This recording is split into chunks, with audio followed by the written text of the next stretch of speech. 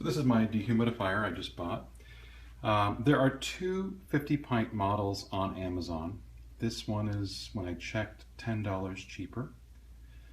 And I would probably buy the one that's $10 more. I will list it in my review.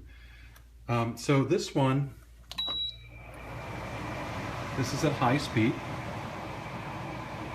and this is the low speed. CO means continuous operation. It will run continuously. So, if you have a basement that you want to keep constantly dehumidified, you would probably use that one. Or you can set a humidity level and it will automatically adjust. And here, down here, is the water tank. It's really nice. It's not that heavy, and you can, just empty it into your sink or another garden.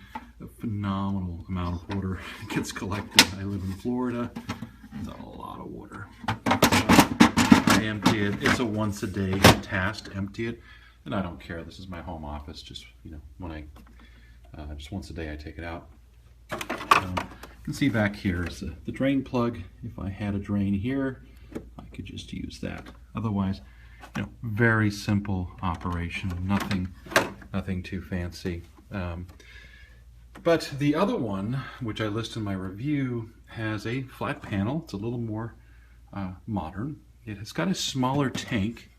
Okay, so the tank's not as large, but it has 3 speeds for the fan, and I think that's it's slightly less noisy. This one's about 53.5 decibels, something like that. The other one's 51 decibels.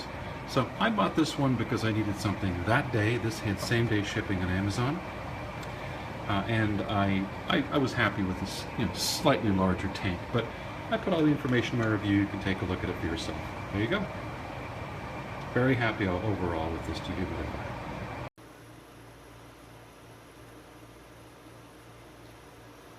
This is my regular talking voice, and that is our little 50-pint unit.